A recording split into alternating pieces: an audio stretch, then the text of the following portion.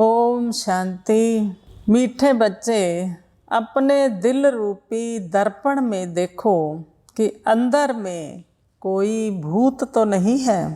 भूतों को निकालने का प्रयत्न करते रहो। प्रश्न, बाप और बच्चों के बीच संगम पर दुनिया से बिल्कुल न्यारी रस्म चलती है, वह कौन सी है? बाबा ने कहा, दुनिया में बच्चे बाप को नमस्ते करते हैं, लेकिन यहाँ बाप बच्चों को नमस्ते करते हैं। बाप खुद कहते हैं, मीठे बच्चे, मैं तुम्हारी सेवा में आकर उपस्थित हुआ हूँ, तो तुम बच्चे मेरे से भी बड़े ठहरे। दूसरा, मैं निरहंकारी निराकारी बाप हूँ, तो ज़रूर मैं पहले नमस्ते करूँगा। यह भी संगम की न्यारी रस्म है। ओम शांति। आने से पहले बाप बच्चों से नमस्ते करें और या बच्चे बाप को नमस्ते करें, बच्चे बाप को करें, नहीं, पहले बाप को नमस्ते करना पड़े। संगम युग की रस्म रिवाज ही सबसे न्यारी है। बाप खुद कहते हैं, मैं सभी का बाप तुम्हारी सेवा में आकर उपस्थित हुआ हूँ, तो ज़रूर बच्चे बड़े ठहरे ना। दुनिया में तो बच्चे बाप को नमस्ते करते, यहाँ बाप बच्चों को नमस्ते करते हैं। गाया भी हुआ है, निराकारी निरहंकारी, तो वह भी दिखलाना पड़े ना। वो तो सन्यासियों के चरणों में झुकते हैं, चरणों को चूमते हैं, समझते कुछ भी नहीं हैं। बाप तो आते ही हैं कल्प के बाद बच्चों से मिलने। तुम बहुत सिकिलधे बच्चे हो, इसलिए कहते हैं, मीठे बच्चे, तुम थक गए हो। द्रौपदी के पांव दबाए तो सर्वेंट हुआ ना। वंदे मातरम किसने उच्चारा है? बाप ने। बच्चे समझते हैं बाप आया हुआ है सारी सृष्टि की बेहद की सेवा पर। सृष्टि पर कितना किचड़ा है, यह नरक, तो बाप को आना पड़ता है नरक को स्वर्ग बनाने। बहुत दिल से आते हैं, जानते हैं मुझे बच्चों की सेवा में आना है। कल्प कल्प सेवा पर उपस्थित हुए हैं। गीत जाग सजनिया जाग, कितना अच्छा गीत है। नवयुग पर भी समझाना चाहिए, युग भी भारतवासियों के लिए हैं। भारतवासियों से फिर वह सुनते हैं कि सतयुग त्रेता होकर गए हैं, क्योंकि वह आते ही हैं द्वापर में। दूसरे धर्म की आत्माएं जो है वो द्वापर में आती, तो औरों से सुनते हैं कि भारत प्राचीन खंड था, उसमें देवताएं राज्य करते थे। आदि सनातन देवी देवता धर्म था, अभी तो नहीं है। गीता है देवी देवता धर्म का माई बाप, बाकी सब बाद में आते हैं। तो यह हुआ प्राचीन सब धर्मों के लिए वास्तव में गीता ही मुख्य है, जो सबको माननी चाहिए। यह तो जानते नहीं भगवान ने गीता कब उच्चारी। गीता है बाप की उच्चारी हुई, उसमें बाप के बदले बच्चे का नाम डालकर मुश्किलात कर दी है। इसलिए सिद्ध नहीं होता कि शिवरात्रि कब मनावें। शिव जयंती के बाद होती है कृष्ण जयंती। कभी भी श्री कृष्ण यज्ञ नहीं गाया जाता, रुद्र ज्ञान यज्ञ गाया जाता है। उनसे ही विनाश ज्वाला प्रज्वलित हुई। आदि सनातन देवी देवता धर्म की स्थापना फिर से हो रही है। फिर यह और अनेक धर्म रहेंगे नहीं। कृष्ण भी तब आए जब और सब धर्म ना हो। बाकी सब आत्माएं मुक्ति धाम में रहती हैं। भगवान से तो सबको मिलना होता है ना। सभी बाप को सलाम करेंगे, बाप भी फिर आकर बच्चे को सलाम करते हैं, बच्चे फिर बाप को करते हैं। इस समय बाप साकार में आया है। यहाँ तो सब आत्माएं बाप से मिल ना सकें, क्योंकि कोटों में कोई ही आएंगे। भगवान का निवास स्थान परम धाम है। तो बाबा ने कहा कोटों में कोई ही आएंगे तो सभी भक्त कब और कहाँ मिलेंगे?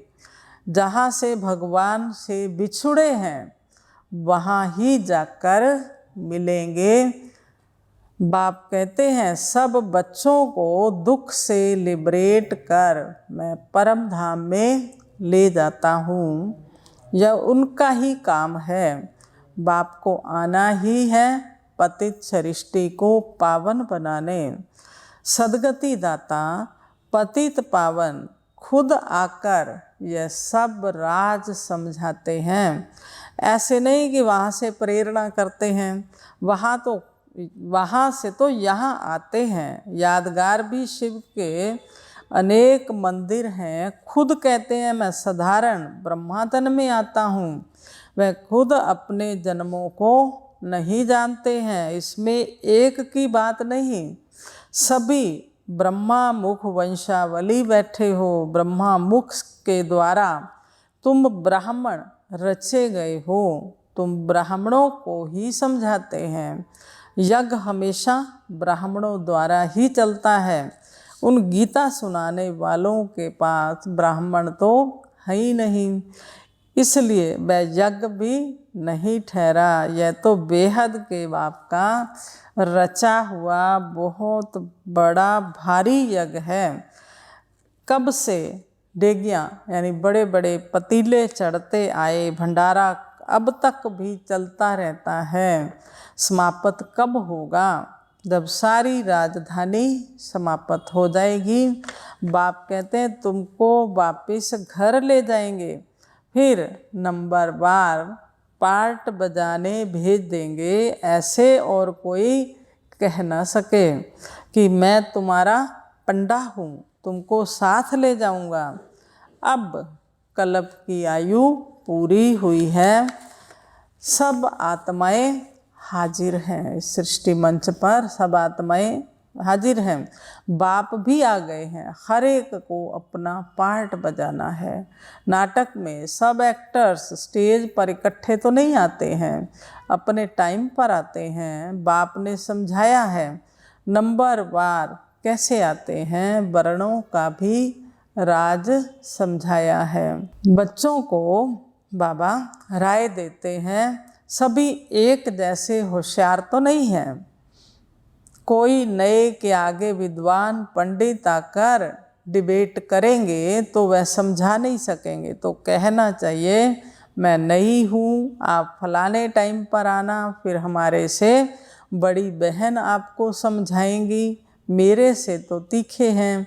क्लास में नंबरवार होते हैं। इसमें देह अभिमान नहीं आना चाहिए, नहीं तो आबरू ही चली जाती है। कहेंगे बीके तो पूरा समझा ही नहीं सकती है। देह अभिमान को छोड़ रेफर करना चाहिए बड़ों की तरफ। बाबा भी कहते हैं ना, हम ऊपर से पूछेंगे महारथी घोड़े सवार प्यादे तो है ना, किन्हों की शेर पर सवारी भी है। शेर सबसे तीखा होता है, जंगल में अकेला होता है, और हाथी हमेशा झुंड में रहता है। अकेला हो तो कोई मार भी दे। तो शक्तियों की भी शेर पर सवारी दिखाते हैं। भक्ति मार्ग वाले कहते हैं वेद शास्त्र आदि सबसे ईश्वर का रास्ता मिलता है, परंतु ऐसे तो है नहीं। यह कोई शिमला की पहाड़ी थोड़ा ही है जो जहाँ से भी जाओ तो पहुँच जाएंगे। यहाँ तो साजन को सजनियों के पास आना पड़े, सजनियों का श्रृंगार कराना पड़े। स्वर्ग का मालिक बनाने के लिए सब महाराजा महारानी बनना चाहते हैं, परंतु बाबा कहते हैं अपना मुंह तो देखो। नारद की बात भी अभी की है। उनको लक्ष्मी को वरने की दिल हुई तो उसको कहा पहले अपनी शक्ल तो देखो। बाबा भी कहते हैं अपना दिल रूपी दर्पण देखो। काम का भूत तो नहीं आता है। जांच करते रहो और भूतों को निकालने का प्रयत्न करते रहो। युक्तियाँ बाबा सब बतलाते रहते हैं। मन में संकल्प तो बहुत आएंगे, कर्म में नहीं आना चाहिए।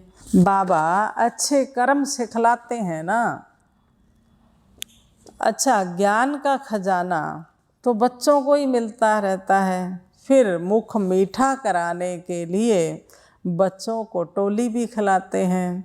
शिव बाबा खुद नहीं खाते हैं, सब बच्चों के लिए ही है। राज्य भी बच्चों के लिए है। लक्ष्मी नारायण भी जरूर अपने बच्चों को ही देंगे, सबको तो बांट नहीं देंगे। यह बाप सब बच्चों को देते हैं। वहाँ प्रजा भी कहेगी हम स्वर्ग के मालिक हैं। सुख तो प्रजा को भी है, दुख का नाम भी नहीं।